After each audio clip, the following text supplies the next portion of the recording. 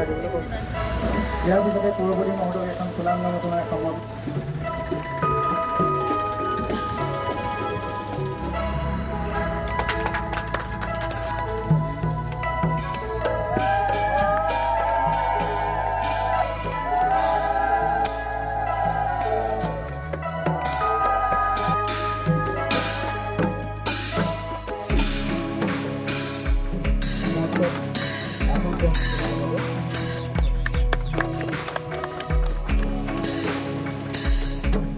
আজি বিহপুৰীয়া আৰু নাৰায়ণপুৰ আৰু তাৰ বাবে আজি আনন্দৰ দিন। আমি আজি বিশেষ পেকেজৰ যোগেদি আমি নাৰায়ণপুৰ 3 কোটি আৰু বিহপুৰীয়া 3 কোটি পথ নলা নিৰ্মাণৰ কামত আজি হাত দিব পাৰিছোঁ। আৰু একোটা পথ গৌৰৱ পথ হিচাপে নিৰ্মাণ কৰা হ'ব। পৌৰসভা এলেকাত একোটা গৌৰৱ পথ, আৰু এই গৌৰৱ পথত আন ৰাষ্ট্ৰীয় পথত থকা যিমানবিলাক সুযোগ সুবিধা বা ফেচিলিটি সকলোবিলাক থাকিব। আৰু তেনেকুৱা কামত আমি হাত দিব পাৰিলোঁ। আৰু তাৰ বাবে আমালৈ সহযোগিতা আগবঢ়োৱা মাননীয় মুখ্যমন্ত্ৰী ডক্টৰ হিমন্ত বিশ্ব শৰ্মা ডাঙৰীয়াক আমি আন্তৰিক ধন্যবাদ জনাইছোঁ। আৰু একেলগতে আমাৰ বিহপুৰীয়াৰ বাবে ভাল খবৰ, অহা 6 তাৰিখে মাননীয় মুখ্যমন্ত্ৰী ডক্টৰ হিমন্ত বিশ্ব শৰ্মা ডাঙৰীয়া আমাৰ বৰখামতি পথাৰলৈ আহিব।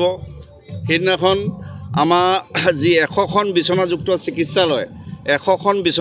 চিকিৎসালয় তেখেতৰ কৰকমলে আমি নিৰ্মাণ কাৰ্য আমি আৰম্ভ কৰিম।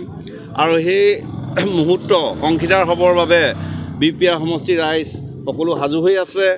আৰু তেওঁলোকক মই ইয়াৰ পৰাই সাদৰ আমন্ত্ৰণ জনাইছোঁ। তেখেতে আহি 10 বজাত পাবহি আৰু 9 বজাতে আমাৰ সকলো ৰাইজে আহি তেখেতক আদৰিবৰ বাবে সাজু হোৱাৰ এতিয়া ব্যাপক প্ৰস্তুতি চলি আছে। আৰু মই ভাবোঁ বিহপুৰীয়াৰ দৰে এটা সৰু সমষ্টিলৈ 100খন বিচনাযুক্ত চিকিৎসালয় আগবঢ়োৱা যি মৰম, যি সহযোগিতা, তাৰ মৰম আৰু তেওঁক প্ৰতিদান হিচাপে তেওঁক দিবলগীয়া আমাৰ আদৰণি বা ৰাইজৰ আশীৰ্বাদ তেখেতক দিবৰ বাবে আমাৰ ৰাইজ সাজু হৈ আছে। আমি অতিশয় আনন্দিত। ভাৰতীয় জনতা পাৰ্টীৰ প্ৰবীণ নেতা, বিশিষ্ট নেতা, প্ৰাক্তন সভাপতি আৰু প্ৰাক্তন মন্ত্ৰী আৰু বৰ্তমানৰ বিধায়ক শ্ৰীযুত ৰঞ্জিত দত্ত ডাঙৰীয়াক আমাৰ শোণিতপুৰ লোকসভাৰ ভাৰতীয় জনতা পাৰ্টী আৰু মিত্ৰজোঁটৰ প্ৰাৰ্থী হিচাপে আগবঢ়োৱাত আমি অতিশয় আনন্দিত হৈছোঁ।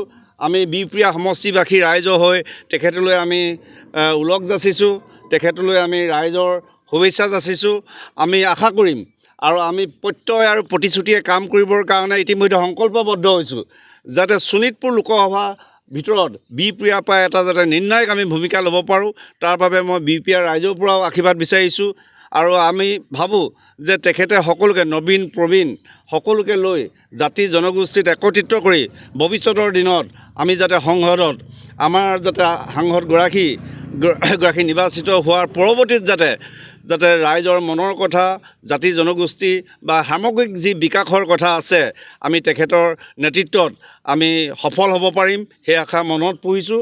আৰু তেখেতক আমাৰ বিহপুৰীয়ালৈ আমি সাদৰ আমন্ত্ৰণ জনাইছোঁ। আৰু তেখেতক লৈ আমাৰ কাৰ্যকৰ্তা সকলো উৎফুল্লিত হৈ আছে। আৰু মই ভাবোঁ যে ৰঞ্জিত দত্তৰ ডাঙৰীয়াৰ যোগেদি আমি সংসদলৈ বিহপুৰীয়াৰ মনৰ কথাবিলাক বলিষ্ঠভাৱে আগবঢ়াব পাৰিম।